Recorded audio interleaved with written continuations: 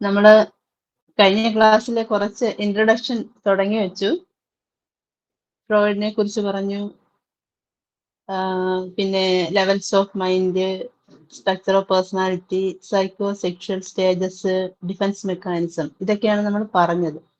എല്ലാവർക്കും ഓർമ്മയുണ്ടോ ഇതൊക്കെ? ഇതറിഞ്ഞാലേ നമുക്ക് മുമ്പോട്ട് പോകാൻ പറ്റുള്ളൂ, അതുകൊണ്ടാണ്. ഇനി നമുക്ക് ഇന്ന് നമ്മൾ നോക്കുന്നത് ഫ്രോയിഡിന്റെ തിയറി ഓഫ് പേഴ്സണാലിറ്റി, പിന്നെ സൈക്കോ ഡൈനാമിക്സിന്റെ ഒറിജിൻ എങ്ങനെയാണ്, അതുപോലെ അതിന്റെ history of psychodynamics, meaning of psychodynamics, definition. സൈക്കോ ഡൈനാമിക്സിന് 2-3 ഡെഫിനിഷൻസ് ഉണ്ട്. അത് നമ്മളൊന്ന് അത്യാവശ്യം 2 നമ്മൾ അറിഞ്ഞിരിക്കണം. അതിൽ ഫ്രോയിഡിന്റെ psychodynamics view, psychoanalysis ആണ്. അപ്പൊ അതിനെക്കുറിച്ച് നമ്മളൊന്ന് പറയുന്നുണ്ട്. പിന്നെ കാൾ യുങ്ങിന്റെ സൈക്കോ ഡൈനാമിക്സ് തിയറി, അത് അനലിറ്റിക്കൽ സൈക്കോളജി എന്നാണ് പറയുന്നത്. അതിനെക്കുറിച്ച് നമ്മൾ പറയുന്നു. പിന്നെ സൈക്കോ ഡൈനാമിക് സൈക്കോ തെറാപ്പി. അത്രയും കാര്യങ്ങളാണ് ഇന്ന് പറയണം എന്ന് ഞാൻ വിചാരിക്കുന്നത്. നമുക്ക് നോക്കാം.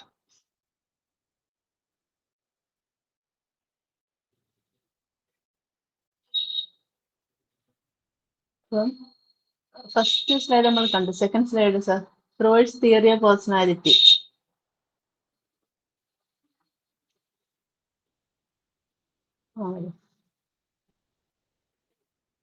ഫ്രോയിഡിന്റെ തിയറി 2 ബേസിക് അസംപ്ഷൻസിനെ ബേസ് ചെയ്തുകൊണ്ടാണ്. 2 അസംപ്ഷൻസ്, വളരെ പ്രധാനപ്പെട്ട 2 അസംപ്ഷൻസ് ആണുള്ളത്. ഒന്നെന്ന് പറയുന്നത് psychic determinism, 2 conscious unconscious dimension. അതില് സൈക്കിക് ഡിറ്റർമിനിസം എന്ന് പറയുന്നത് നമ്മുടെ ബിഹേവിയർ, അതായത് 2 രീതിയിലുള്ള ബിഹേവിയർ ആണ്.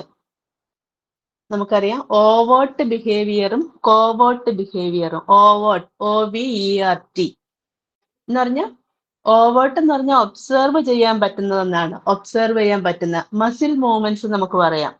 ഔട്ട്വേർഡ് എന്നൊക്കെ പറയാം, മറന്നു പോകാതിരിക്കാൻ. ഓവേർട്ട് ഒബ്സർവബിൾ, അല്ലെങ്കിൽ ഓവേർട്ട് ഔട്ട്വേർഡ് എന്നൊക്കെ പറയാം. അതായത് മസിൽ മൂവ്മെന്റ്സ് ആണ്, നമുക്ക് കാണാൻ പറ്റുന്നത്. അതാണ് ഓവേർട്ട്, പുറമേയുള്ള ബിഹേവിയർ. ഔട്ട്വേർഡ് എന്നോ ഒബ്സർവബിൾ എന്നൊക്കെ പറയാം. ഓവേർട്ട് ബിഹേവിയർ ഉണ്ട്. അതുപോലെ കോവേർട്ട്, COVERT, കോവേർട്ട് ബിഹേവിയർ ഉണ്ട്. കോവേർട്ട് എന്ന് പറയുമ്പോൾ നമ്മുടെ തോട്ടാണ്, അതായത് കവേർഡ്, ഉള്ളിലുള്ളതാണ്, നമുക്കത് കാണാൻ പറ്റത്തില്ല.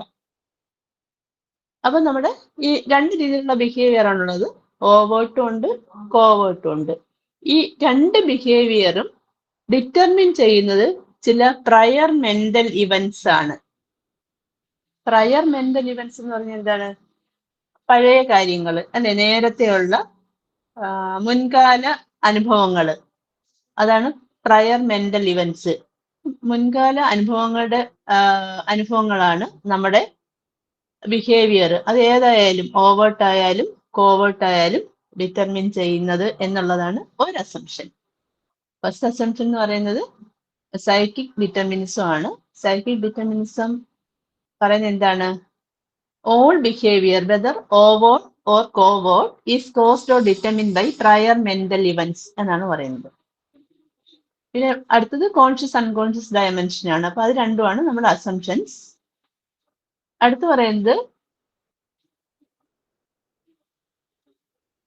the outside world and the private psyche life of the individual combine to determine all aspects of behavior. നമ്മുടെ ബിഹേവിയർ തീരുമാനിക്കുക, ഒരു ആളിന്റെ പേഴ്സണാലിറ്റി, ബിഹേവിയർ തീരുമാനിക്കുന്ന എന്തൊക്കെയാണ്? നമ്മുടെ ഉള്ളിലുള്ള ഇന്നേറ്റ് ആയിട്ടുള്ള കുറച്ച് കാര്യങ്ങളുണ്ട്, അതുപോലെ ഔട്ട്സൈഡ് വേൾഡിന്റെ ഇൻഫ്ലുവൻസ് ഉണ്ട് അല്ലെ. നമുക്കറിയാം, നമ്മളത് കേട്ടിട്ടുണ്ട്.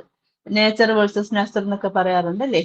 ഔട്ട് വേർഡ് അല്ലെ, നമ്മുടെ എൻവയോൺമെന്റിനും ഒരു റോൾ ഉണ്ട് നമ്മുടെ പേഴ്സണാലിറ്റി അല്ലെ നമ്മുടെ ബിഹേവിയർ ഡെവലപ്പ് ചെയ്യുന്നത്. അതാണ് the outside world and the private psychic life എന്ന് വെച്ചാൽ നമ്മുടെ ഇന്നേറ്റ് ആയിട്ടുള്ള നമ്മുടെ ഉള്ളിലുള്ള സൈക്കിക് ലൈഫിനും എന്തിന് റോൾ ഉണ്ട്?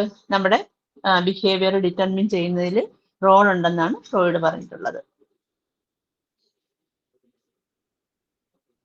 Freud assumed that mental events such as thoughts and fantasies varied in the ease with which they come to the individual's awareness. ഇവിടെ പറയുന്നത് നമ്മുടെ തോട്ട്സും ഫാന്റസീസും ഭയങ്കര വളരെ ഈസി ആയിട്ട് എന്ന് വെച്ചാൽ ഭയങ്കര വളരെ സ്പീഡിലാണ് അല്ലെ നമുക്ക് തോട്ട്സ് ഒക്കെ നമുക്ക് എത്ര നമ്മുടെ അവയർനെസ്സിൽ ഇങ്ങനെ വരുന്നതിനനുസരിച്ച് നമുക്ക് എന്ത് വേണേലും നമുക്ക് ഫാന്റസീസ് കാണാം അല്ലെ സ്വപ്നം കാണാം നമുക്ക് ചിന്തിക്കാം നമുക്ക് നടക്കാത്ത അൺറിസോൾഡ് ആയിട്ടുള്ള കാര്യങ്ങളൊക്കെ നമുക്ക് സ്വപ്നത്തിലൂടെ നടക്കുന്നതായിട്ട് നമുക്ക് കാണാം അല്ലെ ഇങ്ങനെ കടിഞ്ഞാണില്ലാത്ത കുതിരയെ പോലെ എന്നൊക്കെ പറയത്തില്ലേ നമ്മൾ ഇങ്ങനെ ഇങ്ങനെ ഒന്നിനു പറയും ഇങ്ങനെ തോട്ട്സ് ഇങ്ങനെ ഫാന്റസീസ് ഇങ്ങനെ വന്നുകൊണ്ടേയിരിക്കും.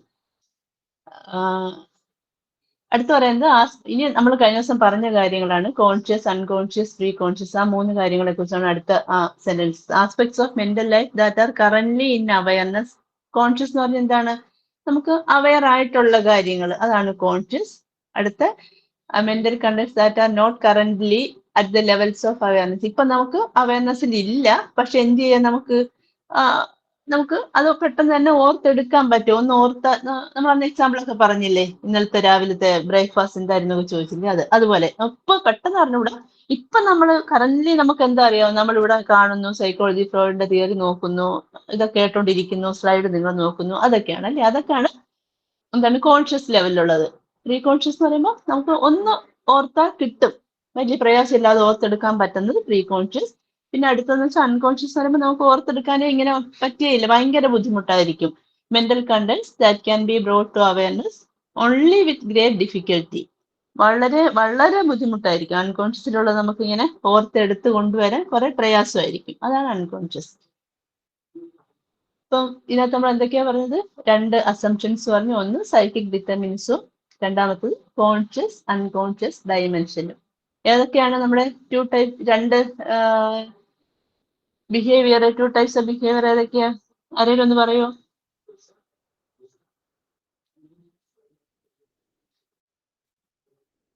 Behaviour overt behaviour covert behaviour. അതെ ഓവർട്ടും കോവേർട്ടും. എന്താണ് overt? Observe that can be observed easily. Yes. Covert ആകുമ്പോൾ it is related to in a thoughts കാണാൻ പറ്റാത്ത അല്ലേ കവേർഡ് ആയിട്ട്. Okay thank you sir. not visible.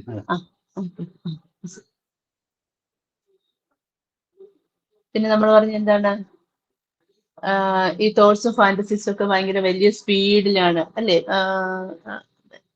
ഇങ്ങനെ മിന്നി മറിഞ്ഞുകൊണ്ടേയിരിക്കും. അതുപോലെ നമ്മൾ പറഞ്ഞു ഔട്ട്സൈഡ് വേൾഡിനും അതുപോലെ നമ്മുടെ പ്രൈവറ്റ് സൈക്കിക്കും അല്ലെ നമ്മുടെ ഇന്നേറ്റ് ആയിട്ടുള്ള അനുഭവങ്ങൾക്കും നമ്മുടെ ബിഹേവിയർ ഡിറ്റർമിൻ ചെയ്യുന്നതിൽ റോളുണ്ട്. പിന്നെ 3 കാര്യങ്ങൾ കോൺഷ്യസ് പ്രീ കോൺഷ്യസ് അൺകോൺഷ്യസ് നമ്മൾ കഴിഞ്ഞ ദിവസം പറഞ്ഞതാണ്. അടുത്ത സ്ലൈഡിൽ പറയുന്നത് അൺകോൺഷ്യസ് ആയിട്ടുള്ള മോട്ടീവ്സിന് വളരെയധികം പ്രാധാന്യം ഫ്രോയിഡ് കൊടുത്തിട്ടുണ്ട്. നമ്മുടെ ഫ്രോയിഡിയൻ സൈക്കോ അനാലിസിസിന്റെ സെൻട്രൽ ആയിട്ടുള്ള ഏറ്റവും പ്രധാന ബേസിക് ആയിട്ടുള്ള കാര്യമാണ് ഈ അൺകോൺഷ്യസ് മോട്ടീവ്സ് എന്ന് പറയുന്നത്. ഫ്രോയിഡ് ഏറ്റവും കൂടുതൽ ഇമ്പോർട്ടൻസ് കൊടുത്തിട്ടുള്ളത് അൺകോൺഷ്യസ് മോട്ടീവ്സിന് തന്നെയാണ്. The central hypothesis of Freudian psychoanalysis is that human behavior is determined in large part by unconscious motives. Our personality and our actions were in large part determined by thoughts and feelings contained in the unconscious. അതായത് എല്ലാം അൺകോൺഷ്യസിൽ എന്ന് പറഞ്ഞാൽ നമുക്കറിയാലോ നമ്മുടെ മൈൻഡിന്റെ ഏറ്റവും big ആയിട്ടുള്ള പാർട്ടാണ് unconscious.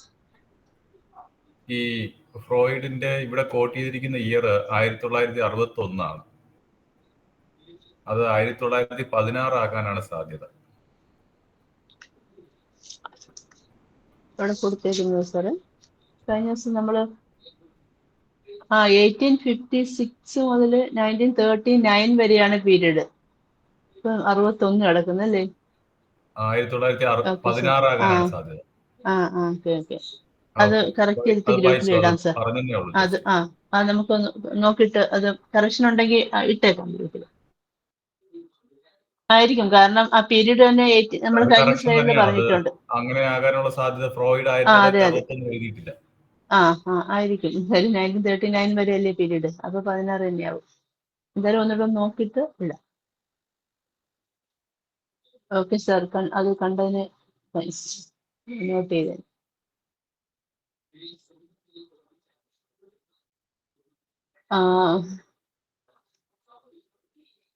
അപ്പൊ നമ്മൾ പറഞ്ഞത് അൺകോൺഷ്യസിന് വളരെയധികം പ്രാധാന്യമുണ്ട് അല്ലേ? നമ്മുടെ തോട്ട്സും ഫീലിങ്സും, അതായത് അൺകോൺഷ്യസ് മൈൻഡിലുള്ള തോട്ട്സും ഫീലിങ്സും ഒക്കെ വളരെ വലിയ തോതിൽ നമ്മുടെ പേഴ്സണാലിറ്റിയെ ഡിറ്റർമിൻ ചെയ്യുന്നു എന്നാണ് ഫ്രോയിഡ് പറയുന്നത്.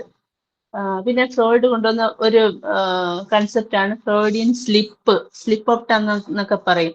അത് അദ്ദേഹത്തിന്റെ ഒരു ടെക്നിക്കായിരുന്നു. കൗൺസിലിങ്ങിന് അദ്ദേഹം ഉപയോഗിച്ചിരുന്ന ഒരു ടെക്നിക്ക് തന്നെയായിരുന്നു ഈ ഫ്രോയിഡിയൻ സ്ലിപ്പ് അല്ലെ സ്ലിപ്പ് ഓഫ് ടങ് എന്ന് പറയുന്നത്. എന്ന് പറഞ്ഞാൽ നമ്മുടെ അൺകോൺഷ്യസിലുള്ള കാര്യങ്ങളാണ്. അത് നമ്മൾ പുറത്ത് പറയാൻ ഇഷ്ടപ്പെടാത്തതായിരിക്കും, പക്ഷെ അറിയാതെ എങ്ങനെയെങ്കിലും നമ്മുടെ സ്പീച്ചിലൂടെയോ ആക്ഷനിലൂടെയോ വല്ലതും പുറത്ത് ചാടും. അതാണ് ഈ ഫ്രോയിഡിയൻ സ്ലിപ്പ് എന്ന് ഉദ്ദേശിക്കുന്നത്. അതിനൊരു ഡെഫിനിഷൻ കൊടുത്തിരിക്കുന്നത് error in speech, memory or action that is believe to reveal an unconscious thought, desire or feeling എന്നാണ്.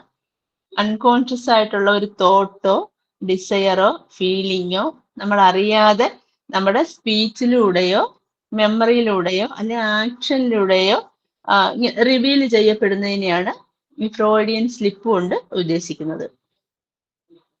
ഇപ്പം അതിനൊരു എക്സാമ്പിൾ ആണെങ്കിൽ ഒരു പറഞ്ഞേക്കുന്നത്, ഇപ്പം ഒരു കല്യാണത്തിന്റെ സമയത്ത് പയ്യനും പെൺകുട്ടി, അപ്പൊ ആ പയ്യൻ പറയാണ്, പെൺകുട്ടിയോട് പറയുന്നതാണ്, I take you to be my awful wedded wife എന്ന്. I take you to be my awful AWFUL awful wedded wife. പക്ഷെ അദ്ദേഹം പറയാൻ ഉദ്ദേശിച്ചത് എന്താണ്? I take you to be my lawful wedded wife എന്ന് പറയാൻ വന്നത്. പറഞ്ഞപ്പം ഇങ്ങനെ ഓഫുൾ എന്നായി പോയി. എന്ന് വെച്ചാൽ അതിൽ നിന്ന് തന്നെ എന്തോ ഒരു കല്യാണത്തിനെ കുറിച്ച് ഒരു നെഗറ്റീവ് ഫീലിംഗ് ഈ പുള്ളിക്കാരനുണ്ട് എന്ന് മനസ്സിലാക്കാം. അതൊരു ഫ്രോയിഡിയൻ സ്ലിപ്പിന്റെ ഒരു എക്സാമ്പിൾ ആണത്. അതുപോലെ തന്നെ വേറൊന്ന് പറയുന്നത്, ഇപ്പൊ ഒരു ഒരു വെക്കേഷനെ കുറിച്ച് ഒരാള് അയാളുടെ ഫ്രണ്ടുമായിട്ട് സംസാരിക്കുകയാണ്. അപ്പൊ സംസാരിച്ചാൽ പറയാം, I had A great time with my X. ഈ എക്സ് എന്നുള്ളതാണ്, അറിയാലോ എക്സ് എന്ന് പറഞ്ഞാൽ എന്താന്ന്? I had A great time with my X എന്ന് പറഞ്ഞു. എന്നുവെച്ചാൽ ആ അവധിക്കാലത്ത് എക്സുമായിട്ട് അല്ലേ കൂടുതൽ ഇങ്ങനെ അടിച്ചു പൊളിച്ചു കിടന്നു എന്നുള്ള മീനിങ്ങിലാണ് പറയുന്നത്. പക്ഷെ അദ്ദേഹം ഉദ്ദേശിച്ചത് I had A great time with my partner എന്ന് പറയാൻ വന്നത്. പക്ഷെ അദ്ദേഹത്തിന്റെ ഉള്ളിൽ അൺകോൺഷ്യസ് മൈൻഡിലുള്ള കാര്യങ്ങൾ ഇതുപോലെ ആയിപ്പോയി. I had A great time with my X എന്ന് പറഞ്ഞു എന്ന്. ഇത് കാണിക്കുന്നത് എക്സുമായിട്ടുള്ള അൺറിസോൾവ്ഡ് ആയിട്ടുള്ള എന്തൊക്കെയോ ഫീലിങ്സോ തോട്ട്സോ ഒക്കെ ആ ഉള്ളിൽ അൺകോൺഷ്യസ് മൈൻഡിൽ ഇങ്ങനെ കിടക്കുന്നു, ഫാന്റസീസ് ആയിട്ട് അങ്ങനെ കിടക്കുന്നു. അത് പുറത്തു വന്നതാണ് ഈ വേർഡിലൂടെ എന്നാണ് ഒരു എക്സാമ്പിൾ ഇങ്ങനെ ഞാൻ നോക്കിയപ്പോൾ കണ്ടത്, ഈ 1-2 എക്സാമ്പിൾസ്. അപ്പൊ ശരിക്കും പറഞ്ഞാൽ നമ്മുടെ അൺകോൺഷ്യസ് മൈൻഡിലുള്ള ചില കാര്യങ്ങൾ നമ്മൾ പുറത്ത് പറഞ്ഞാൽ നമ്മൾ ചമ്മി പോകും അല്ലേ? അപ്പൊ പുറത്ത് പറയാൻ നമ്മൾ ഇഷ്ടപ്പെടുന്നില്ല, പക്ഷെ നമ്മൾ അറിയാതെ അതിങ്ങി പുറത്ത് വരുന്നു. അതാണ് ഒരു ടെക്നിക്കാണ്. എന്നിട്ട് അതിനെ ഫ്രോയിഡ് ഇന്റർപ്രിറ്റ് ചെയ്യും. എല്ലാത്തിനെയും ഇന്റർപ്രിട്ടേഷനിലൂടെ നമ്മൾ പിന്നെ കാണും, അത് ഇന്റർപ്രിറ്റ് ചെയ്ത് അല്ലെ എക്സ്പ്ലെയിൻ ചെയ്യും. എന്തുകൊണ്ട് അങ്ങനെ വന്നു ചോദിച്ച് അവസാനം അതിലെത്തിച്ചേരും. അതാണ് ഫ്രോയിഡിയൻ സ്ലിപ്പ് ഒരു ടെക്നിക്കായിട്ട് അങ്ങനെയാണ് ഫ്രോയിഡ് ഉപയോഗിച്ചത്. The structural concept of Freud's theory of personality consisted of നമുക്കറിയാം id, ego, super ego. Id നമുക്കറിയാവുന്ന പോലെ നമ്മൾ കഴിഞ്ഞ ക്ലാസ്സിൽ വളരെ വിശദീകരിച്ച് പറഞ്ഞ കാര്യമാണ്. ഇഡ് എപ്പോഴും എന്തിനെ ബേസ് ചെയ്താണ് ഇഡ് വർക്ക് ചെയ്യുന്നത്? ഏത് പ്രിൻസിപ്പിളിനെ ബേസ് ചെയ്താണ്? അതെ, പ്ലഷർ പ്രിൻസിപ്പിൾ. ഈഗോ ആണെങ്കിൽ റിയാലിറ്റിയെ ബേസ് ചെയ്താണ് അല്ലേ? Ego is executive, reality base ചെയ്ത് എക്സിക്യൂട്ടീവ് ആണ്. പേഴ്സണാലിറ്റിയുടെ എക്സിക്യൂട്ട് കാര്യങ്ങളൊക്കെ നടപ്പിലാക്കുന്ന ആളാണ് ഈഗോ. സൂപ്പർ ഈഗോ എപ്പോഴും നമ്മൾ പറഞ്ഞു അല്ലേ, നമ്മുടെ ഐഡിയസ്, മോറൽ സ്റ്റാൻഡേർഡ് അതിനെയൊക്കെ ബേസ് ചെയ്തുള്ളതാണ്. പിന്നെ ഡിഫൻസ് മെക്കാനിസം, ഇത് നമ്മൾ കഴിഞ്ഞ തവണ കണ്ടതാണ്. അടുത്ത നമ്മൾ സൈക്കോ ഡൈനാമിക്സിന്റെ ഒറിജിൻ. അത് ഇവിടെ നമ്മൾ മനസ്സിലാക്കേണ്ട ഒരു കാര്യം, സൈക്കോ ഡൈനാമിക്സ് എന്ന് പറയുമ്പോൾ അതൊരു വലിയൊരു അമ്പർല ടേമാണ് സൈക്കോ ഡൈനാമിക്സ്. സൈക്കോ അനാലിസിസ് എന്ന് പറയുന്നതാണ് ഫ്രോയിഡിന്റെ തിയറിയാണ് സൈക്കോ അനാലിസിസ് കൺസെപ്റ്റ്. ഈ സൈക്കോ ഡൈനാമിക്സിൽ പെടുന്ന ഒരു ചെറിയ പാർട്ടാണ് സൈക്കോ അനാലിസിസ് എന്ന് പറയുന്നത്. അത് എപ്പോഴും നമുക്കൊരു കൺഫ്യൂഷൻ വരുന്നതാണ്. സൈക്കോ ഡൈനാമിക്സ് എന്ന് പറയുമ്പം ഫ്രോയിഡ്, അതുപോലെ ആ കാലത്ത് ഉണ്ടായിരുന്ന കുറെ സൈക്യാട്രിസ്റ്റുമാർ, സൈക്കോളജിസ്റ്റ്, അവരുടെ എല്ലാവരുടെ വർക്കാണ്. അതായത് കോൾ യുങ്, അതുപോലെ ആഡ്ലർ, മെലാനി ക്ലെയിൻ, അങ്ങനെ കുറെ റൈറ്റേഴ്സിന്റെ സൈക്കോളജിസ്റ്റുമാരൊക്കെ ഏകദേശം ആയിരുന്നു അവര്. വളരെ നൂറോളം ആ കോൺട്രിബ്യൂട്ടേഴ്സ് ഉണ്ട് സൈക്കോ ഉണ്ട്. ഡൈനാമിക്കില്. ആ ഫ്രോയിഡിന്റെ അനാലിസിസ്. ക്ലാസിക്കൽ തിയറിയാണ് സൈക്കോ അനാലിസിസ് എന്നറിയപ്പെടുന്നത്. അതെ അതെ. ഏകദേശം 100ഓളം കോൺട്രിബ്യൂട്ടേഴ്സ് ഉണ്ടെന്നാ പറയുന്നത് ഈ സൈക്കോ ഡൈനാമിക്സ്. അതിലെടുത്ത് വരുന്ന പറഞ്ഞിട്ടുള്ള 2-3 പേരുകളാണ് ഇത്: എറിക്സൺ, ആഡ്ലർ, കാൾ യുങ്, മെലാനി ക്ലെയിൻ, ഇവരൊക്കെ. അതിലൊക്കെ പക്ഷെ ഇതിലെല്ലാം പയനിയർ എന്ന് പറയുന്നത് ഫ്രോയിഡ് തന്നെയാണ്. ഫ്രോയിഡാണ് ഇതെല്ലാം തുടങ്ങി വെച്ചത്. അതിനെ ബേസ് ചെയ്തുകൊണ്ട് തന്നെയാണ് സൈക്കോ. ശരിക്കും പൈനിയർ എന്ന് ഫ്രോയിഡിനെ പറയാൻ പറ്റത്തില്ല, കാരണം ഫ്രോയിഡിന് മുമ്പ് തന്നെ സൈക്കോ അനാലിസിസ് ഉണ്ടായിരുന്നു. അപ്പോ ഫ്രോയിഡ് ഈ ന്യൂറോളജിക്കലായിട്ട് ആൾക്കാരെ നോക്കുമ്പോ ചില ആൾക്കാർക്ക് പ്രശ്നമില്ലാതെ തന്നെ ഈ ഒരു സൈക്കോമോട്ടർ ആക്ടിവിറ്റി ഒക്കെ അഫക്റ്റഡ് ആണ്. അപ്പോ അങ്ങനെ ഒരു കേസ് വന്നപ്പോഴത്തേക്കും പുള്ളിക്കാരൻ പോയിട്ട് ഈ ജോസഫ് ബ്രൂണർ എന്ന് പറഞ്ഞിട്ട് പുള്ളിയുടെ ഒരു സുഹൃത്തുണ്ടായിരുന്നു.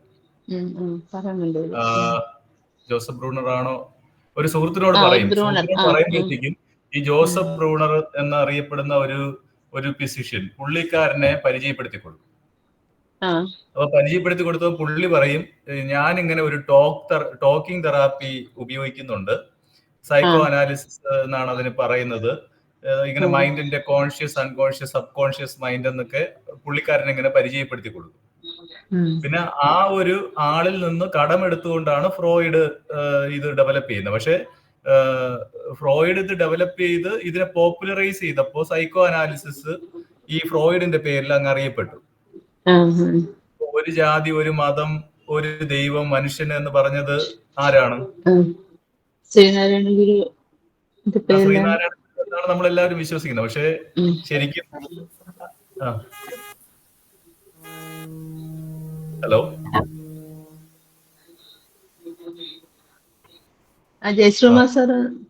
എന്തോ പറയാൻ ശ്രമിച്ചു. ഓക്കെ, ശ്രീനാരായണ ഗുരു എന്നാണ് നമ്മൾ വിശ്വസിക്കുന്നത്. പക്ഷെ സത്യത്തില് ശ്രീനാരായണ ഗുരു അല്ലല്ലോ.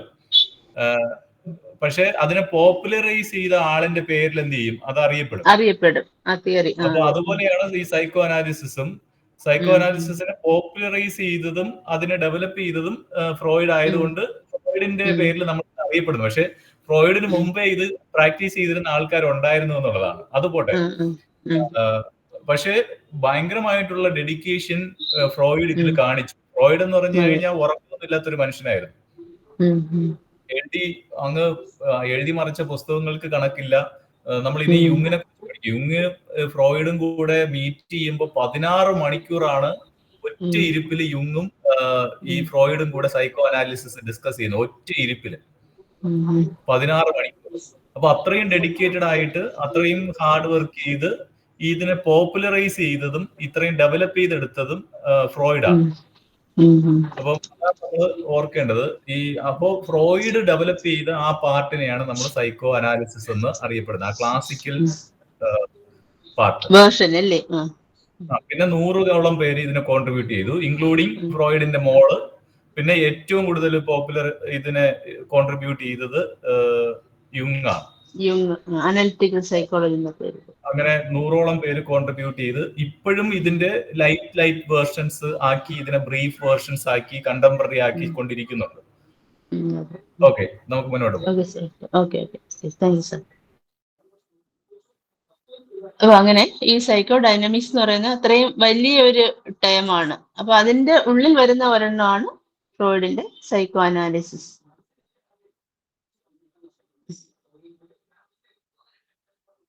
സൈക്കോഡൈനമിക്സ് also known as dynamic psychology. സൈക്കോഡൈനമിക്സിനെ ഡൈനമിക് സൈക്കോളജി എന്നും പറയുന്നുണ്ട്. It is a study of the interrelationship of various parts of mind. നമ്മുടെ മൈൻഡിന്റെ വേരിയസ് പാർട്സിനെ കുറിച്ചുള്ള സ്റ്റഡിയാണ്. ആ ഈ ഡെഫിനിഷൻ വേണം നമുക്ക്. 1-2 ഡെഫിനിഷൻസ് ഇത് പഠിക്കണം. സൈക്കോഡൈനമിക്സ് എന്ന് പറഞ്ഞാൽ എന്താണ്? Interrelationship between different parts of mind. ഇവിടെ how personality is related to mental, emotional or motivational forces എന്നാണ് ഇതിൽ നമ്മൾ പഠിക്കുന്നത്.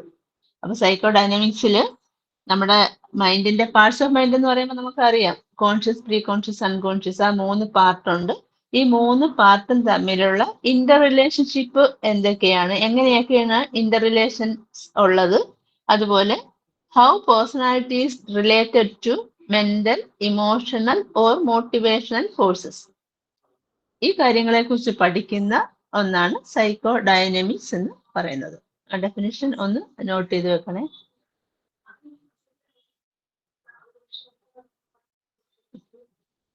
പിന്നെ ഇവിടെ സൈക്കോഡൈനമിക്സ് ഇംപ്ലൈസ് ദാറ്റ് ദ സൈക്കി എന്ന് പറയുമ്പോൾ നമ്മുടെ മൈൻഡാണ്, നമ്മുടെയൊക്കെ സത്ത എന്ന് പറയും. ഇമോഷൻ എന്നോ സ്പിരിറ്റ് എന്നോ സെൽഫ് എന്നോ ഒക്കെ നമുക്ക് പറയാം. Psyche, PSYCHE, mind, emotion, spirit, self എന്നൊക്കെ പറയും. ഈ ഫ്രോയിഡ് പറയുന്നത് നമ്മുടെ സൈക്കി എന്ന് പറയുന്നത് നമ്മൾ ഭയങ്കര കരുതലോടെ കാണേണ്ട ഒരു പാർട്ടാണ് സൈക്കി എന്ന് പറയുന്നത്. സൈക്കിയെ എപ്പോഴും നമ്മൾ വളരെ താലോലിച്ചു കൊണ്ടുപോകണം എന്നാ പറയുന്നത്. അല്ലാതെ വരുമ്പോഴാണ് ഈ പ്രശ്നങ്ങളൊക്കെ ഉണ്ടാകുന്നത് മനസ്സിന്. എപ്പോഴും നമ്മൾ നമ്മുടെ സോൾ, ആത്മാവ് എന്നൊക്കെ പറയുമല്ലോ, അതാണ് ഉദ്ദേശിക്കുന്നത്. Mind, emotion, spirit, self, psyche എന്നൊക്കെ പറയുന്നത് ഒന്നാണ്. അത് വളരെ നമ്മൾ ഭയങ്കര പ്രൊട്ടക്ട് ചെയ്യണമെന്നാണ് പറയുന്നത്. സൈക്കിയെ ഭയങ്കര താലോലിച്ച് കൊണ്ടുപോകേണ്ട നമ്മുടെ ഒരു പാർട്ടാണ് സൈക്കി. ഈ സൈക്കി എപ്പോഴും എങ്ങനെയാണ്, സൈക്കിയുടെ പ്രത്യേകത എന്ന് പറഞ്ഞാൽ അത് ഭയങ്കര ഡൈനമിക് ആണ്, ആക്റ്റീവാണ്, സ്റ്റാറ്റിക് അല്ല. നോക്കിയേ, psychodynamic implies that the psyche, that is the mind, emotion, spirit or self, it's active, not static. These internal mental processes are dynamic forces that influence our relation with others. നമുക്ക് മറ്റുള്ളവരുമായിട്ടുള്ള നമ്മുടെ റിലേഷൻഷിപ്പിനെ influence ചെയ്യുന്ന ഒന്നാണ് ഈ psyche. സൈക്കിയുടെ പ്രത്യേകത എന്താണ്? Psyche is dynamic. ഇനി നമ്മുടെ ഈ മെന്റൽ ഫോഴ്സസിൽ 2 പാർട്ട് ഉണ്ടെന്നാണ് ഫ്രോയിഡിന്റെ അഭിപ്രായം. ഒന്ന്, interaction of emotional forces.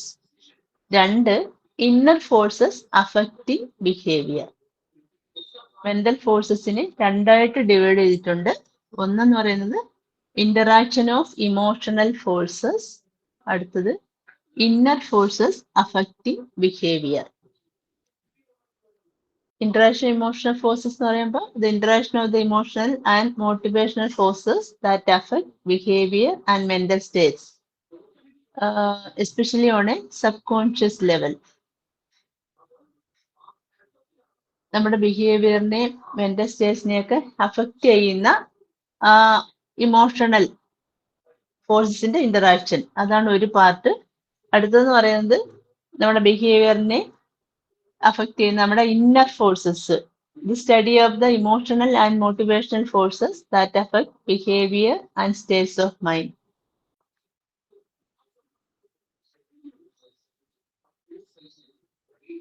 സൈക്കോഡൈനമിക് studies ആ 2 പോയിന്റ് ഒന്ന് നോട്ട് ചെയ്യണം. ഇന്ററാക്ഷൻ ഓഫ് ഇമോഷണൽ ഫോഴ്സസും ഇന്നർ ഫോഴ്സസ് അഫക്റ്റിംഗ് ബിഹേവിയറും. അതായത് മെന്റൽ ഫോഴ്സസിനെ ഫ്രോയിഡ് 2 പാർട്ട് ഉണ്ടെന്ന് പറഞ്ഞാൽ അത് രണ്ടുമാണ്. ഇന്ററാക്ഷൻ ഓഫ് ഇമോഷണൽ ഫോഴ്സസും inner forces affecting behaviour. Psychodynamic studies the transformation and exchange of psychic energy within the personality. ഇതെല്ലാം നമ്മുടെ SLM, നമ്മുടെ ബുക്ക് ബേസ് ചെയ്തുള്ള നോട്ടാണ് ഇത് മൊത്തം. നോട്ട് ചെയ്ത് വെക്കുന്നവര്, ചെറുതായിട്ട് റഫ് നോട്ട് എഴുതുന്നവർക്ക് ആ പോയിന്റ്സ് ഇങ്ങനെ നോട്ട് ചെയ്ത് വെച്ചാൽ നന്നായിരിക്കും പിന്നെ പഠിക്കുമ്പോൾ.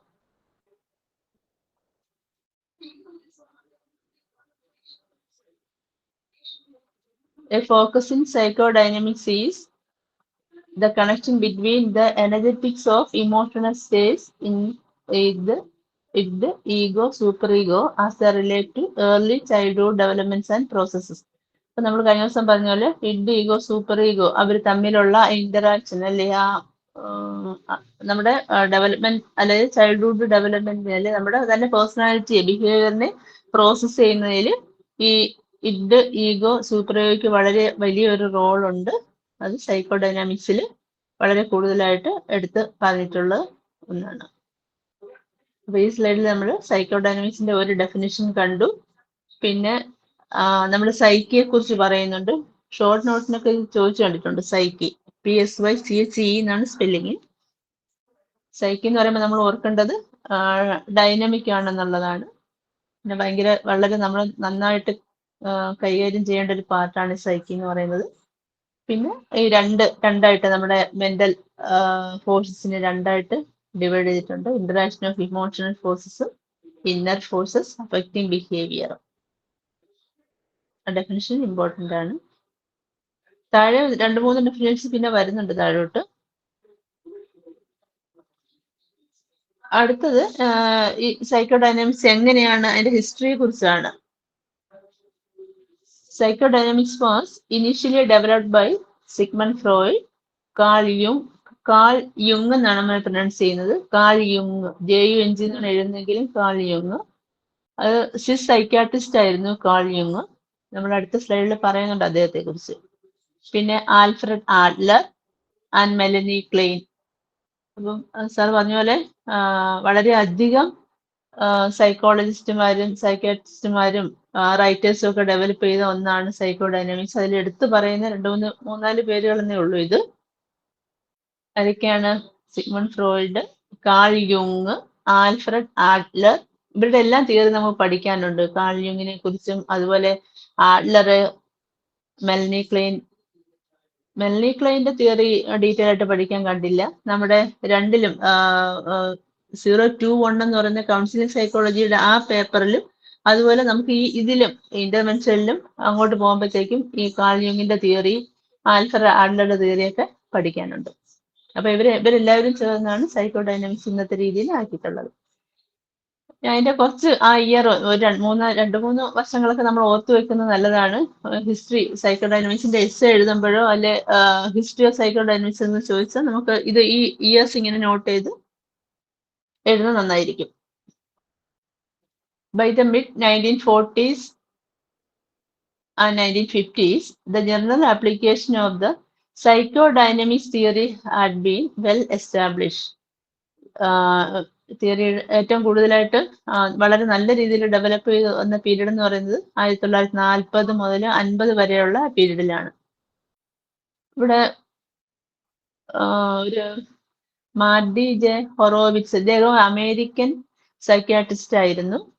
അദ്ദേഹത്തിന്റെ ഒരു ബുക്ക്, അതായത് സൈക്കോഡൈനാമിക്സിനെ കുറിച്ച് ആദ്യകാലങ്ങളിൽ എഴുതപ്പെട്ട ഒരു ബുക്കാണ്. 1988 എഴുതിയ ഒരു ബുക്കാണ് introduction to psychodynamics, a new synthesize എന്ന ബുക്ക്. അതിന്റെ ഓതർ എന്ന് പറയുന്നത് അമേരിക്കൻ സൈക്യാട്രിസ്റ്റ് ആയിരുന്ന മാർഡി ജെ ഹൊറോവിറ്റ്സ് ആണ്. ബുക്കിന്റെ പേര് introduction to psychodynamics, a new synthesize എന്നാണ്. ഇദ്ദേഹം പറയുന്നത് മറ്റൊരു റൈറ്ററിനെ കുറിച്ചാണ്. അത് വേറൊരു ഒരു ലോക്കൽ സൈക്കോ അനലിസ്റ്റ്, തൊട്ടടുത്ത സെന്റൻസിലുണ്ട് ആ പേര്. 1950s ആരാണ്? റാൽഫ് ഗ്രീൻസൺ എന്നൊരു സൈക്കോ അനലിസ്റ്റിനെ കുറിച്ച് പഠിച്ചപ്പോഴാണ്, അല്ലെ അദ്ദേഹത്തിന്റെ വർക്കിനെ കുറിച്ച് പഠിച്ചപ്പോഴാണ് എനിക്ക് ഇത്രയധികം ഇതിനെ കുറിച്ച് എഴുതാൻ കഴിഞ്ഞെന്നൊക്കെയാണ് ഈ മാർഡി ജെ ഹൊറോവിറ്റ്സ് പറഞ്ഞിട്ടുള്ളത്. അപ്പൊ ഇവിടെ നമ്മൾ ഓർക്കേണ്ടത് ഈ ബുക്കിന്റെ പേര് പഠിക്കുക. 1988 മാർഡി ജെ ഹൊറോവിറ്റ്സിന്റെ book introduction to psychodynamics, a new synthesis എന്ന ബുക്ക് പബ്ലിഷ് ചെയ്തു. അതിൽ അദ്ദേഹം ഈ റാൽഫ് ഗ്രീൻസൺ എന്ന ഒരു സൈക്കോ അനലിസ്റ്റിനെ കുറിച്ച് പറയുന്നുണ്ട്.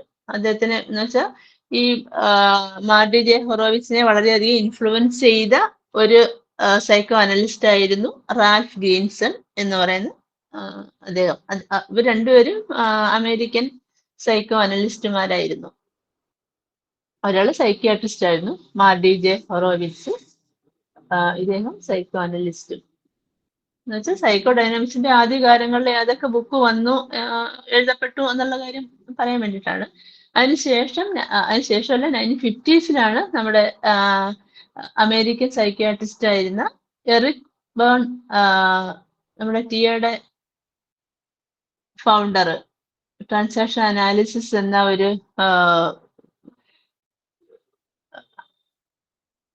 ഒരു തെറാപ്പിയാണ്. അതിന്റെയൊക്കെ ബേസ് എന്ന് പറയുന്നത് ഈ ഫ്രോയിഡിന്റെ അല്ലെങ്കിൽ സൈക്കോ ഡൈനമിക് മോഡലിനെ ബേസ് ചെയ്തുകൊണ്ട് അതിൽ നിന്ന് ഈഗോ സ്റ്റേറ്റ് എന്ന ഒരു ഈഗോ സ്റ്റേറ്റിനെ ബേസ് ചെയ്തുകൊണ്ട് അതിന്റെയൊക്കെ ഒറിജിൻ എന്ന് പറഞ്ഞാൽ ഈ സൈക്കോ ഡൈനാമിക്സ് തന്നെയായിരുന്നു. അതിൽ നിന്നും ഈഗോ സ്റ്റേറ്റ് എന്ന് പറയുന്ന ഒന്ന് എടുത്തുകൊണ്ട് അതിനെ ഡെവലപ്പ് ചെയ്താണ് ട്രാൻസാക്ഷൻ അനാലിസിസ്. ഇന്ന് ഏറ്റവും വളരെ പ്രചാരത്തിലുള്ള ഒരു ടെക്നിക്കാണ്, ഒരു തെറാപ്പി സിസ്റ്റമാണ്. ട്രാൻസാക്ഷൻ അനാലിസിസിന്റെ ഫൗണ്ടർ എന്ന് പറയുന്നത് എറിക് ബേൺ ആണ്. അമേരിക്കൻ വളരെ ഫേമസ് ആയിട്ടുള്ള എറിക് ബേൺ അമേരിക്കൻ സൈക്യാട്രിസ്റ്റ് ആയിരുന്നു. അപ്പം അദ്ദേഹത്തിന്റെ ട്രാൻസാക്ഷൻ അനാലിസിസിന്റെ ബേസ് ആയിട്ടുള്ള ഈഗോ സ്റ്റേറ്റ്സ് അതൊക്കെ വളരെ പ്രധാനപ്പെട്ടതാണ്, നോട്ട് ചെയ്തോളണം. ഈഗോ സ്റ്റേറ്റ്സ് എടുത്തിട്ടുള്ളത് ഈ നമ്മുടെ സൈക്കോ ഡൈനമിക് മോഡലിൽ നിന്നാണ്. വളരെ ഇമ്പോർട്ടൻ്റ് ആണത്. അപ്പം ഹിസ്റ്ററിയെ കുറിച്ച് നമ്മൾ പറയുകയാണെങ്കിൽ എന്തൊക്കെയാണ്?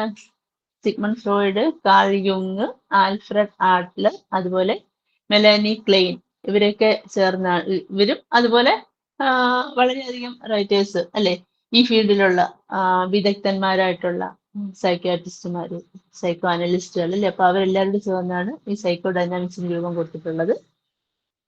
1940 മുതൽ 50 വരെയുള്ള പീരീഡിലാണ് ഇതിന്റെ ആദ്യത്തെ ഡെവലപ്മെന്റ് എന്ന് പറയുന്നത്. പിന്നെ ഒരു introduction to psychodynamics, a new synthesis എന്ന ബുക്ക് മാർഡി ജെ ഹൊറോവിച്ച് എഴുതി 1988. അതിൽ അദ്ദേഹം റാൽഫ് വീൻസൺ എന്ന ഒരു സൈക്കോ അനലിസ്റ്റിന്റെ വർക്കിൽ ആകർഷണമായിട്ടാണ് ഈ ഫീൽഡിലേക്ക് വന്നതെന്നൊക്കെയാണ് അതിൽ പറയുന്നത്. അവർ രണ്ടുപേരും അമേരിക്കയിൽ ഒറിജിൻ ചെയ്തവരായിരുന്നു. പിന്നെ 50s അമേരിക്കൻ സൈക്യാട്രിസ്റ്റ് തന്നെയായ എറിക് ബേൺ ഈഗോ സ്റ്റേറ്റിനെ ബേസ് ചെയ്തുകൊണ്ട് ഇന്ന് വളരെയധികം തെറാപ്പിക്ക് ഉപയോഗിക്കുന്ന ട്രാൻസാക്ഷൻ അനാലിസിസ് ഡെവലപ്പ് ചെയ്തു. നമ്മൾ നേരത്തെ പറഞ്ഞ പോലെ തന്നെ സൈക്കോ ഡൈനാമിക്സിന്റെ വേറെ 1-2 ഡെഫിനിഷൻസ് കൂടി വരുന്നുണ്ട്. നമ്മൾ നേരത്തെ ഒന്ന് പറഞ്ഞു, എന്തായിരുന്നു പറഞ്ഞിരുന്നത്? നേരത്തെ പറഞ്ഞ ഒരു ഡെഫിനിഷൻ ആർക്കെങ്കിലും ഒന്ന് ചെറുതായിട്ടൊന്ന് പറയാമോ?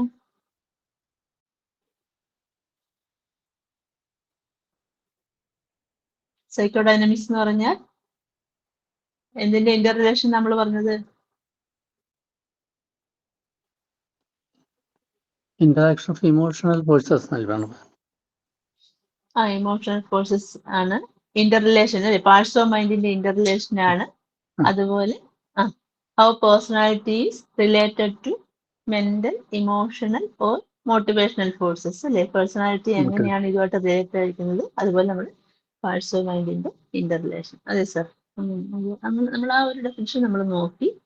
ഇനിയും 1-2 കൂടി ഉണ്ട്. നമ്മൾ കുറച്ചൊന്ന് 5 മാർക്കിനൊക്കെ ചോദിക്കുകയാണെങ്കിൽ ഇത് എഴുതേണ്ടി വരും. എസ് ആണെങ്കിൽ ഉറപ്പായിട്ട് 2-3 ഡെഫിനിഷൻ നമ്മൾ കോട്ട് ചെയ്യണം. അടുത്ത ഡെഫിനിഷൻ എന്ന് പറയുന്നത് psycho dynamics is the systematic study and theory of the psychological forces that underlie human behavior, emphasizing the interplay between conscious and unconscious motivation. എന്ന് പറഞ്ഞാൽ എന്താണ്? സൈക്കോ ഡൈനാമിക്സ് എന്ന് പറഞ്ഞാൽ സിസ്റ്റമാറ്റിക് സ്റ്റഡി ആണ്, തിയറി ആണ്. എന്തിന്റെ? Psychological forces that underlay human behaviour. നമ്മുടെ human ബിഹേവിയറിനെ തീരുമാനിക്കുന്ന ചില സൈക്കോളജിക്കൽ ഫോഴ്സസ് ഉണ്ടല്ലേ, അതിനെ കുറിച്ചുള്ള സിസ്റ്റമാറ്റിക് ആയിട്ടുള്ള സ്റ്റഡിയാണ് സൈക്കോ ഡൈനാമിക്സ് എന്ന് പറയുന്നത്. ഹ്യൂമൻ ബിഹേവിയർ തീരുമാനിക്കുന്ന അല്ലെ അതിനെ ഇൻഫ്ലുവൻസ് ചെയ്യുന്ന സൈക്കോളജിക്കൽ ഫോഴ്സിനെ കുറിച്ചുള്ള സിസ്റ്റമാറ്റിക് ആയിട്ടുള്ള സ്റ്റഡിയാണ് സൈക്കോ ഡൈനാമിക്സ് എന്ന് പറയുന്നത്. അതെപ്പോഴും കോൺഷ്യസ് അൺകോൺഷ്യസ് ആയിട്ടുള്ള മോട്ടിവേഷൻസിനെ ബേസ് ചെയ്തുകൊണ്ടായിരിക്കും.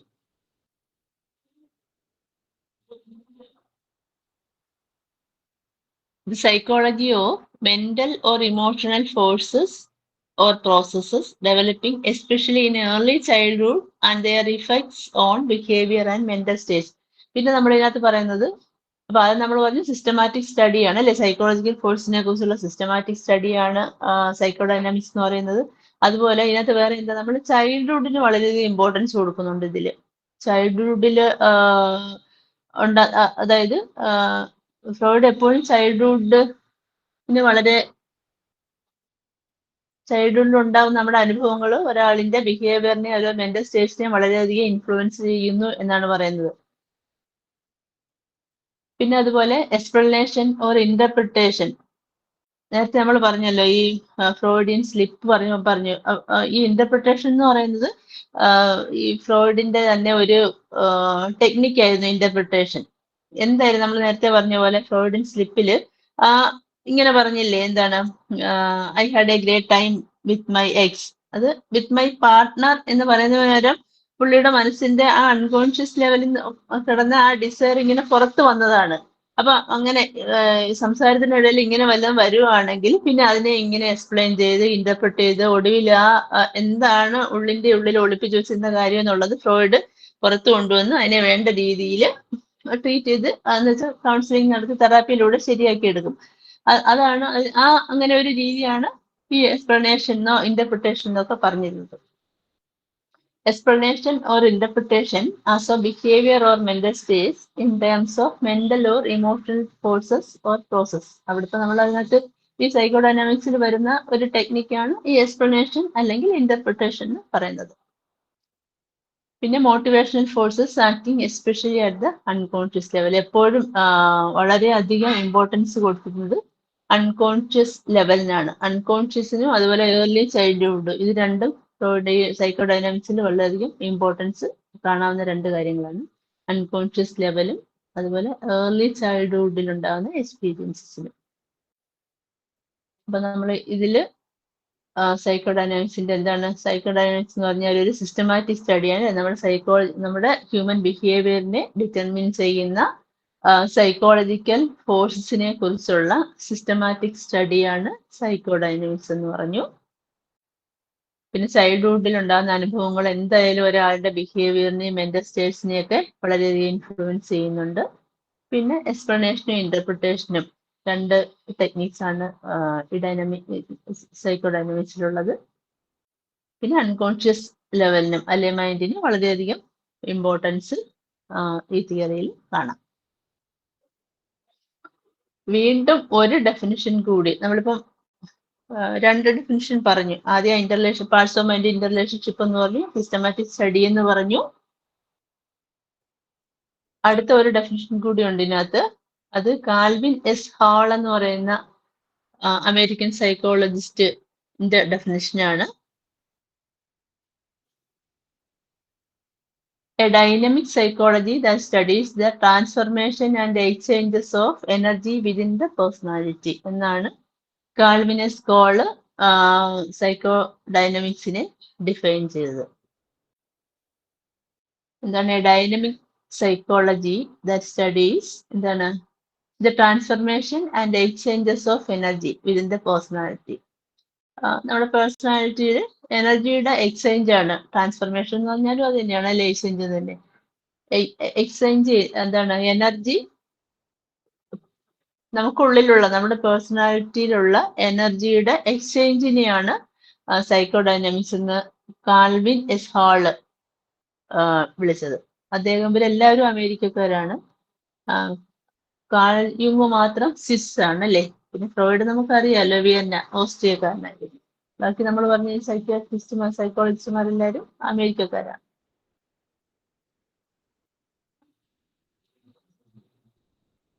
ഫ്രോയിഡ് എന്താ പറഞ്ഞത്? According to Freud, the ego is seen as battling with three forces. അല്ലെ, ഇഡും സൂപ്പർ ഈഗോയും ഔട്ട്സൈഡ് വേൾഡും ഈഗോയും ഇവരെല്ലാം തമ്മിൽ എപ്പോഴും ഒരു കോൺഫ്ലിക്റ്റ് ഉണ്ടെന്ന് നമ്മൾ നേരത്തെ കണ്ടതാണ്. പിന്നാണ് വളരെ പ്രധാനപ്പെട്ട യുങ്ങിന്റെ അനലിറ്റിക്കൽ സൈക്കോളജിയാണ്. അനലിറ്റിക്കൽ സൈക്കോളജി എന്നാണ് യുങ്ങിന്റെ തിയറിയുടെ പേര്. യുങ്ങിയൻ സൈക്കോഡൈനാമിക്സ് ഭയങ്കര ഒരു സ്പിരിച്വൽ ഡയമെൻഷൻ കൊടുത്ത് നമ്മൾ ഈ യുങ്ങിലോട്ട് പോകുന്നതിന് മുമ്പ്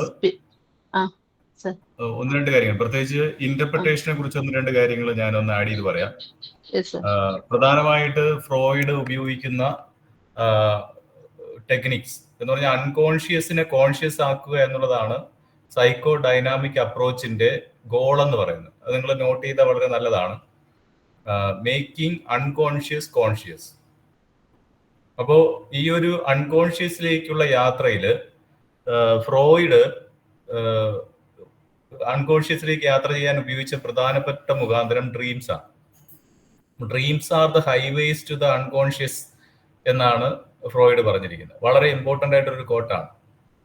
ഡ്രീംസ് ആർ ദ ഹൈവേസ്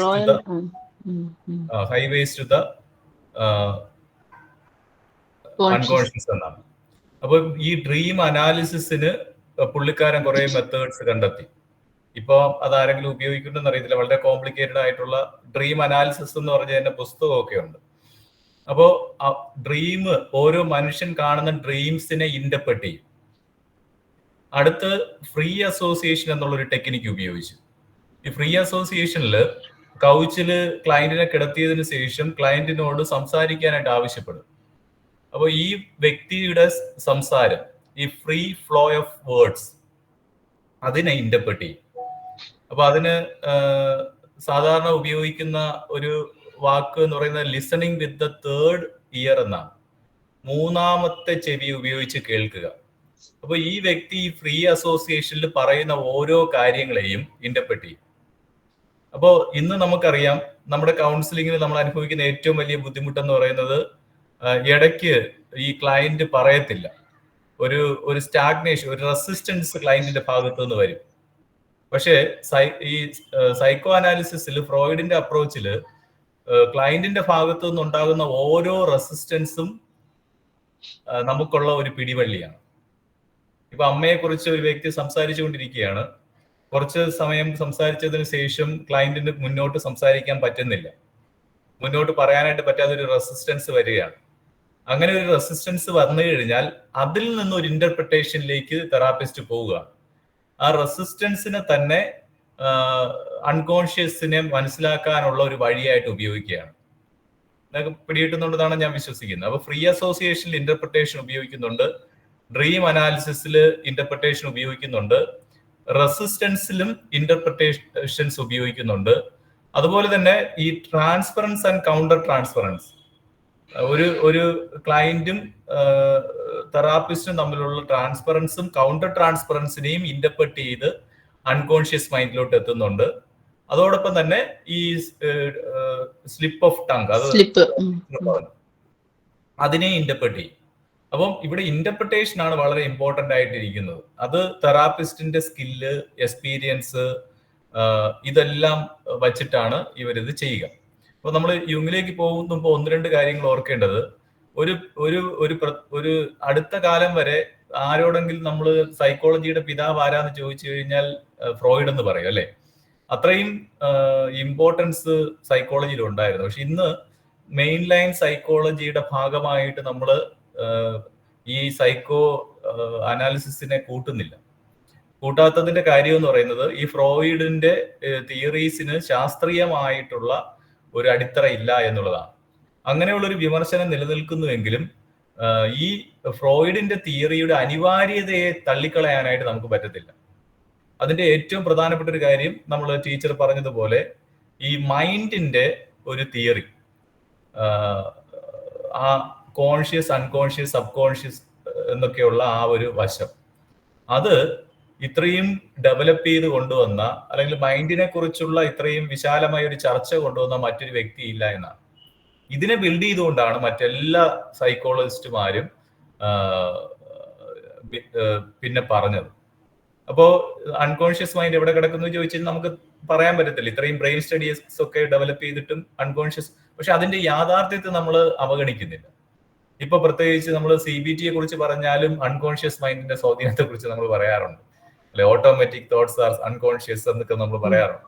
അപ്പം ഇത്രയും നമ്മൾ ഡെവലപ്പ് ചെയ്ത് വന്നിട്ടും അൺകോൺഷ്യസ് എന്നുള്ള കൺസെപ്റ്റിനെ നമുക്ക് കളയാനായിട്ട് പറ്റിയിട്ടില്ല. അതുപോലെ തന്നെ ഒരു ലൈഫ് സ്പാൻ സൈക്കോളജി, നമ്മുടെ കുട്ടിക്കാലത്ത് നിന്ന് നമ്മുടെ ആ ഒരു ലൈഫ് സ്പാനിൽ ഉണ്ടാകുന്ന ഡെവലപ്മെന്റ്സ് ആദ്യമായിട്ട് പറഞ്ഞു വെച്ചത് ഫ്രോയിഡാണ്. അതിനുശേഷമാണ് എറിക് എറിക്സണും പിന്നെ പിയാഷയും ഒക്കെ ഈ ലൈഫ് സ്പാൻ സൈക്കോളജി അതിനെ കുറിച്ചൊക്കെ സംസാരിച്ച് തുടങ്ങിയത്. അപ്പൊ അത് വളരെ പ്രധാനപ്പെട്ട ഒരു കാര്യമാണ്. അതുപോലെ തന്നെ പിന്നെ പേഴ്സണാലിറ്റി, ഹ്യൂമൻ പേഴ്സണാലിറ്റിയെ കുറിച്ച് വളരെ അല്ലെ ആധികാരികമായിട്ട് ഇഡ് ഈഗോ സൂപ്പർ ഈഗോ പ്രിൻസിപ്പിളിലൂടെ ഇത് വെച്ചിട്ടാണ് പിന്നെ എറിക് ബേൺ ഡെവലപ്പ് ചെയ്യുന്നത്, മറ്റ് പലരും ഡെവലപ്പ് ചെയ്യുന്നത്. ആ ഒരു ഈഗോ ഫ്രെയിംവർക്ക് ഒക്കെ എറിക് ബേൺ പിന്നെ കടമെടുക്കുന്നത് ഫ്രോയിഡിൽ നിന്നാണ്. അപ്പോൾ ആ ഇഡ് ഈഗോ സൂപ്പർ ഈഗോ അത് ശാസ്ത്രീയമായിട്ട് തെളിയിക്കാൻ പറ്റുമോ എന്ന് ചോദിച്ചു കഴിഞ്ഞാൽ ഇല്ല. പക്ഷെ നമുക്കത് അവഗണിക്കാനായിട്ട് പറ്റുമോ എന്ന് ചോദിച്ചു കഴിഞ്ഞാൽ പറ്റത്തില്ല. അതുപോലെ തന്നെ നമുക്കറിയാം നമ്മൾ പിന്നെ പറഞ്ഞ ഡിഫൻസ് മെക്കാനിസം നമ്മൾ നമ്മുടെ ഡെയിലി ലൈഫുമായിട്ട് നമ്മൾ തട്ടിച്ച് നോക്കുമ്പോഴത്തേക്ക് നമുക്ക് ഒരു കാരണവശാലും ഡിഫൻസ് മെക്കാനിസത്തെ നമുക്ക് തള്ളിക്കളയാനായിട്ട് പറ്റത്തില്ല. ഫ്രോയിഡ് ഏറ്റവും കൂടുതൽ വിമർശനം നേരിട്ടത് ചൈൽഡ്ഹുഡ് സെക്ഷുവാലിറ്റിയുമായിട്ട് ബന്ധപ്പെട്ടാണ്. അപ്പോൾ ഫ്രോയിഡിന്റെ മകള് തന്നെ അത് തള്ളി പറഞ്ഞ ഒരു കാര്യമാണ്. അപ്പൊ സൈക്കിക് എനർജിയെ സെക്ഷൽ എനർജിയുമായിട്ട് ഫ്രോയിഡ് തട്ടിച്ചു. അത് രണ്ടും ഒന്നാണെന്ന് പറഞ്ഞു. അതുപോലെ തന്നെ ചൈൽഡ്ഹുഡ് സെക്ഷുവാലിറ്റിക്ക് വളരെ ഇമ്പോർട്ടൻസ് കൊടുത്തു. അപ്പോൾ ഈ ഒരു സെക്സിന് ഇത്രയും പ്രാധാന്യം വന്നത് എങ്ങനെയാണ് എന്നുള്ളത് അപ്പം ടീച്ചർ ആദ്യത്തെ ക്ലാസ്സിൽ പറഞ്ഞു അല്ലെ, അവിടെ ഒരു വിക്ടോറിയൻ യുഗമായിരുന്നു. അതുപോലെ തന്നെ ഫ്രീ തിങ്കിങ്ങിന്റെയും ഒരു കാലഘട്ടമായിരുന്നു. അപ്പോൾ ഈ ഒരു കാലഘട്ടത്തിൽ പ്യൂരിറ്റൻ പ്രസ്ഥാനങ്ങൾ വളരെയധികം ഡെവലപ്പ് ചെയ്തു വന്നു. ഇത് ഞാൻ മുമ്പ് ഒരിക്കലും മെന്റസിൽ പറഞ്ഞിട്ടുണ്ട്, എങ്കിലും ഒന്നുകൂടെ ആവർത്തിക്കുകയാണ്. അപ്പൊ ഞാനൊക്കെ ഈ പ്യൂരിറ്റൻ പ്രസ്ഥാനത്തിന്റെ ഭാഗമായിട്ട് വന്ന ആളാണ്. അപ്പൊ ഞങ്ങളൊക്കെ +2 പഠിക്കുന്ന സമയത്ത് ഞങ്ങൾക്കൊരു ഫസ്റ്റ് പ്രീമാരിറ്റൽ ഒരു കോഴ്സ് കിട്ടും. ആ സമയത്ത് ഞങ്ങളെ കൊണ്ട് പ്രതിജ്ഞ എടുപ്പിക്കും, വിവാഹം കഴിക്കുന്നത് വരെ ലൈംഗികമായിട്ട് വിശുദ്ധിയോടുകൂടെ ശരീരത്തെ സൂക്ഷിക്കുമെന്ന് പ്രതിജ്ഞ ചെയ്തിട്ടുണ്ട്. ഞാൻ അതെടുത്തിട്ടുണ്ട്. അപ്പോൾ ഭയങ്കരമായിട്ടുള്ള സെക്ഷൽ പ്യൂരിറ്റിക്ക് അവരന്ന് പ്രാധാന്യം കൊടുത്തിരുന്നു. പ്രീമാരിറ്റൽ സെക്സും പോസ്റ്റ് മാരിറ്റൽ ഔട്ട്സൈഡ് സെക്സ്, മാരേജിന്റെ പുറത്തുള്ള സെക്സിനെ വളരെയധികം കണിശമായിട്ട് സഭ നിരോധിച്ചിരുന്നു. പക്ഷെ ആ സമയത്ത് തന്നെ ഒരു ഇൻഡിപെൻഡന്റ് തോട്ട് ഒക്കെ വന്നിട്ടുണ്ടായിരുന്നു, സ്വതന്ത്ര ചിന്താഗതിക്കാര് വന്നിട്ടുണ്ടായിരുന്നു. അപ്പൊ ഇതിന്റെ ഇടയിൽ ഒരു ക്ലാഷ് ഉണ്ടായിരുന്നു. ഈ ക്ലാഷ് ഏറ്റവും കൂടുതൽ ബാധിച്ചത് സാധാരണക്കാരെയല്ല, സമൂഹത്തിന്റെ മേൽത്തട്ടിൽ നിൽക്കുന്ന ആൾക്കാരായിരുന്നു. കാരണം അവരാണ് ഇതിലേക്ക് എക്സ്പോസ്ഡ് ആകുന്നത്. ഈ രണ്ട് പ്യൂരിറ്റൻ പ്രസ്ഥാനത്തിലേക്കും ഈ സ്വതന്ത്ര ചിന്തയിലേക്ക് എക്സ്പോസ്ഡ് ആകുന്ന അവരാണ്. ഫ്രോയിഡിന് ഏറ്റവും കൂടുതൽ ക്ലയന്റ് ഉണ്ടായിരുന്നത് അവരിൽ നിന്നാണ്. അപ്പോ സമൂഹത്തിന്റെ ഏറ്റവും മേൽത്തട്ടിൽ നിൽക്കുന്ന സ്ത്രീകളാണ് ഫ്രോയിഡിന്റെ ഇത്. അപ്പൊ അവരുടെ പ്രോബ്ലത്തെ കുറിച്ച് പറയുമ്പോൾ ഫ്രോയിഡ് തട്ടിച്ചത് സെക്ഷുവാലിറ്റിയുമായിട്ടാണ്. കാരണം ഇങ്ങനെ ഒരു വലിയൊരു ക്ലാഷ് ഉണ്ട്. ഇപ്പോ നമ്മുടെ ഒരു സാഹചര്യത്തോട്ട് എടുത്തു കഴിഞ്ഞാൽ നമുക്കറിയാം, ഇപ്പൊ കുട്ടികളുടെ ഏതൊരു പ്രശ്നം പറഞ്ഞാലും നമ്മൾ കൊണ്ടുവന്ന് കെട്ടുന്നത് എന്തിലാണ്?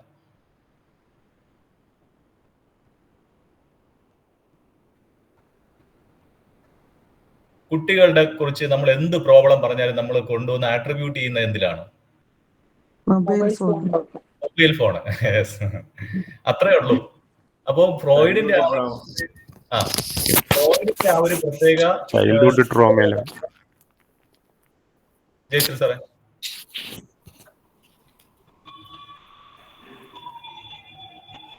ഓക്കെ, ആ ഒരു പ്രത്യേകമായ ചരിത്ര പശ്ചാത്തലത്തിൽ ഫ്രോയിഡ് കൊണ്ട് കെട്ടിയത് സെക്സുമായിട്ടാണ്. കാരണം അങ്ങനെ ഒരു ഭയങ്കര ഒരു കൺഫ്യൂസിങ് ആയിട്ടുള്ള അല്ലെങ്കിൽ ഒരു ക്ലാഷ് ആ സമയത്ത് ഉണ്ടായിരുന്നു, പ്രത്യേകിച്ച് സമൂഹത്തിൽ മേൽത്തട്ടിലുള്ള ആൾക്കാരുടെ ഇടയിൽ. അപ്പൊ ആ ഒരു ചരിത്ര പശ്ചാത്തലം നമ്മൾ ഓർക്കണം. രണ്ടാമതായിട്ട് ഈ ചൈൽഡ്ഹുഡ് സെക്സ് അതിന് പ്രാധാന്യം കൊടുക്കാനുള്ള കാരണം ഇത്തരത്തിലുള്ള കോൺഫ്ലിക്റ്റിലൂടെ ഈ മനുഷ്യൻ കടന്നുപോയി എന്നുള്ളതാണ്. പുള്ളിക്ക് സ്വന്തം മാതാവിനോടുള്ള ഒരു സെക്ഷൽ അട്രാക്ഷൻ ഉണ്ടായിരുന്നു. അങ്ങനെ താൻ അനുഭവിച്ച ചൈൽഡ്ഹുഡ് എക്സ്പീരിയൻസ് ഒക്കെ ഈ ഒരു തിയറി കൊണ്ടുവരാനായിട്ട് പുള്ളി മെറ്റീരിയലായിട്ട് ഉപയോഗിച്ചത് കൊണ്ടാണ് അത്തരത്തിലുള്ള ഉണ്ടായതെന്നാണ് ഒരു പ്രധാനപ്പെട്ട ഒരു വാദം. ധാരാളം വാദങ്ങളുണ്ട്, എനിവേ.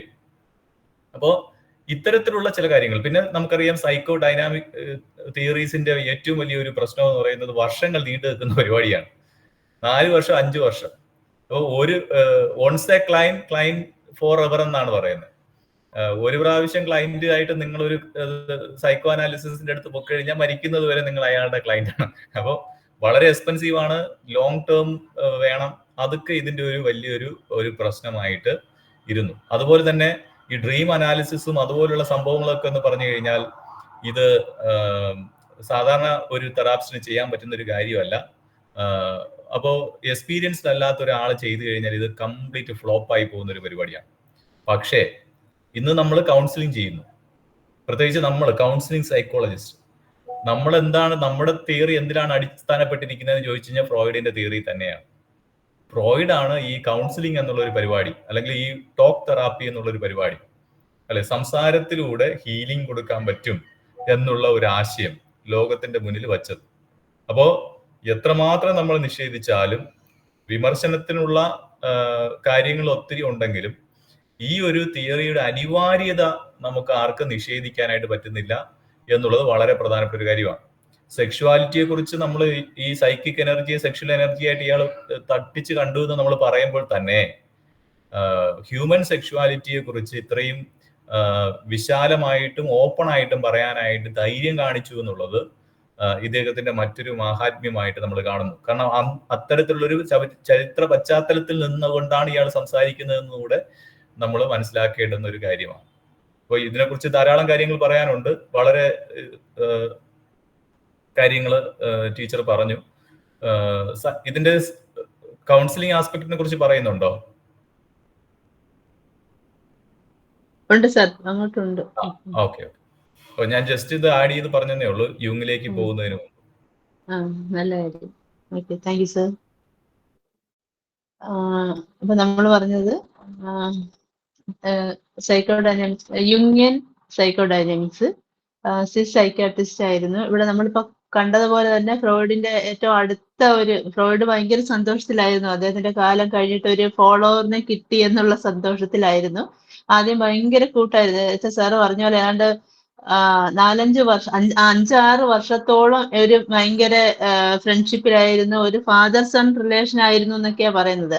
അവരുടെ ആദ്യത്തെ മീറ്റിംഗ് തന്നെ 14 മണിക്കൂറോളം തുടർന്ന ഒരു ചർച്ചയിലൂടെയായിരുന്നു. അങ്ങനെ പക്ഷെ കുറച്ചു നാൾ കഴിഞ്ഞപ്പോ ഇവർ രണ്ടുപേരും തമ്മിൽ കുറച്ച് എന്താ പറയുന്ന ഒരു പിണക്കം ഉണ്ടായി. അതിന്റെ പ്രധാനപ്പെട്ട കാരണം എന്ന് പറഞ്ഞാല് നമ്മുടെ ഫ്രോയിഡ് എപ്പോഴും ഒരു അൺകോൺഷ്യസിനെ കുറിച്ച് പറയുന്നുണ്ട്. പക്ഷെ പേഴ്സണൽ അൺകോൺഷ്യസിനാണ് ഫ്രോയിഡ് ഇമ്പോർട്ടൻസ് കൊടുത്തിരുന്നത്, പേഴ്സണൽ അൺകോൺഷ്യസ്. പക്ഷെ യുങ് പറഞ്ഞത് പേഴ്സണൽ അൺകോൺഷ്യസ് ഉണ്ട്, അതുപോലെ കളക്റ്റീവ് അൺകോൺഷ്യസ് ഉണ്ടെന്ന് പറഞ്ഞു. കളക്റ്റീവ് അൺകോൺഷ്യസ് എന്ന് പറഞ്ഞ ഒരു പുതിയ ടേം യുങ് ആണ് കൊണ്ടുവന്നത്. പക്ഷെ അതിനോട് ഫ്രോയിഡിന് യോജിക്കാൻ കഴിഞ്ഞില്ല. അപ്പൊ അതാണ് ഇവർ രണ്ടുപേരും തെറ്റാനുണ്ടായ പ്രധാന കാരണം. അതുപോലെ സാറിപ്പോ പറഞ്ഞ പോലെ ഈ സെക്ഷുവൽ ഇമ്പൾസ്, അതിനോടും ഓവറായിട്ടുള്ള ഈ ഒരു സെക്സിനോടത്തിനുള്ള പ്രാധാന്യം അത് യുങ് അക്സെപ്റ്റ് ചെയ്തില്ല. ഈ 2 കാരണങ്ങൾ കൊണ്ടാണ് യുങ്ങും ഫ്രോയിഡും തമ്മിൽ ഇടഞ്ഞതെന്നാണ് പറയുന്നത്. അപ്പൊ ഇവിടെ യുങ്ങിയൻ സൈക്കോഡൈനാമിക്സിൽ കാൾ യുങ്ങിന്റെ 2-3 കുറിച്ചുള്ള, അതായത് ഒരു സ്പിരിച്വൽ ആയിട്ടുള്ള ഒരു ഡയമെൻഷൻ, നമ്മുടെ സൈക്കിക്ക് ഒരു സ്പിരിച്വൽ ഡയമെൻഷൻ. ഇപ്പൊ ഇവരെയൊക്കെ നമ്മളിപ്പോ കുറെ സൈക്യാട്രിസ്റ്റുമാരുടെ ഒക്കെ പേര് കേട്ടാലും ഇത്രയും വളരെയധികം പാണ്ഡിത്യം ഉണ്ടായിരുന്ന ഒരാള് സ്പിരിച്വൽ ആയിട്ടുള്ള രീതിയിലൂടെ ഇതിനെല്ലാം പറഞ്ഞതും കാൾ യുങ് തന്നെയാണ്. ഭയങ്കര നോളജ് ഉണ്ടായിരുന്ന ഒരു വ്യക്തിയാണ് കാൾ യുങ് എന്നാണ്. എന്ന് വെച്ചാൽ ഫ്രോയിഡ് ഒന്നും ഇല്ലെന്നല്ല പറഞ്ഞത്, സ്പിരിച്വൽ ഡയമെൻഷനിലൂടെ കാര്യങ്ങളെ കണ്ടിരുന്ന വളരെ അധികം പാണ്ഡിത്യം ഉണ്ടായിരുന്ന സൈക്യാട്രിസ്റ്റ് ആയിരുന്നു കാൾ യുങ്. സ്വിസ് സൈക്യാട്രിസ്റ്റ് ആയിരുന്നു. കാൾ യുങ്ങിന്റെ കോൺട്രിബ്യൂഷൻ ഒന്ന് സൈക്കി ടെൻസ് ടുവേഴ്സ് ഹോൾനെസ്, ഹോൾനെസ്സെ കുറിച്ചാണ്. ഹോൾനെസ് അല്ലെ, പാർട്ടായിട്ടുള്ളതല്ല, മൊത്തത്തിലുള്ള ഹോൾനെസ്സിനെ കുറിച്ചായിരുന്നു കാൾ യുങ് പറഞ്ഞത്. പിന്നെ സെൽഫ് എന്ന് പറയുമ്പോൾ അത് എന്തൊക്കെയാണ് അതിന്റെ ഉൾപ്പെടുന്നത് വെച്ചാൽ ഈഗോ, പേഴ്സണൽ അൺകോൺഷ്യസ് ഉണ്ട്, കളക്റ്റീവ് അൺകോൺഷ്യസ്, അതുപോലെ ആർക്കിടൈപ്സ് എന്ന് പറയുന്ന ഒരു പുതിയൊരു ടൈം കൊണ്ടുവന്നു. എന്താണ് ഇവിടെ നമ്മൾ ഈ കളക്റ്റീവ് അൺകോൺഷ്യസും ആർക്കിടൈപ്സും മിക്ക ക്വസ്റ്റ്യൻ പേപ്പറിലും ചോദിച്ചിട്ടുള്ളതാണ്. കളക്റ്റീവ് അൺകോൺഷ്യസ് എന്താണ്, ആർക്കിടൈപ്സ് എന്താണ്? 10 മിനിറ്റ് കൂടെ വേണ്ടി വരും ഇത് പറഞ്ഞു തീർക്കണമെങ്കിൽ. എങ്ങനെ എല്ലാരും റെഡിയാണോ? പറഞ്ഞോട്ടോ അതോ നമുക്ക് യുങ്ങില് നെക്സ്റ്റ് വീക്ക് പോവാൻ ടീച്ചറെ? മതി. ഓക്കെ അത് കുറച്ച് സാർ യുങ്ങിന് ഇവിടെ അല്ല, ഇതില് സാർ യുങ്ങിന്റെ ഒരു നമുക്ക് തിയറി വരുന്നത് ഇടയ്ക്കുള്ള ചാപ്റ്ററിലാണ്. ഇതൊരു ഇൻട്രൊഡക്ഷൻ മാത്രമേ ഉള്ളൂ. സൈക്കോ ഡൈനാമിക്സുമായിട്ട് ബന്ധപ്പെടുത്തി കുറച്ച് മാത്രമേ ഇതിൽ പറയുന്നുള്ളൂ. പക്ഷെ ഈ 2 ടേംസ് വളരെ ഇമ്പോർട്ടന്റ് ആണ്. ആ തിയറി ഇതിൽ വരുന്നില്ല സാർ, അത് ഇടയ്ക്ക് ഒരു ചാപ്റ്ററിലാണ് വരുന്നത്, ഡീറ്റെയിൽ ആയിട്ടുള്ളത്. ഓക്കെ ഓക്കെ, അത് ഒരുമിച്ച് എടുത്തു പോയാൽ നല്ല എളുപ്പമായിരിക്കും മറ്റുള്ളവർക്ക്. ഞാൻ ഈ യൂണിറ്റ് വൈസ് ഇങ്ങനെ, പക്ഷെ ആ. ഈ ഇതിനേക്കാളും കൂടുതൽ മറ്റേ പേപ്പറില്ല സാർ, 21 കൗൺസിലിംഗ് സൈക്കോളജിയിലാണ്. ഇവിടെ നമുക്ക് ആ ഇന്ന് നമ്മൾ അങ്ങനെയാണെങ്കിൽ നമുക്ക് നമുക്ക് അതെ അടുത്ത അതെ 10 അങ്ങനെയാണെങ്കിൽ അടുത്ത ക്ലാസ്സിൽ നമുക്ക് കണ്ടിന്യൂ ചെയ്യാം യുങ് മുതൽ. ഓക്കെ, അപ്പൊ ഇന്ന് പറഞ്ഞ മെയിൻ കാര്യങ്ങളൊക്കെ ഒന്ന്. ഓർമ്മയിലുണ്ടെന്ന് ആ. കരുതുന്നു. അതെ.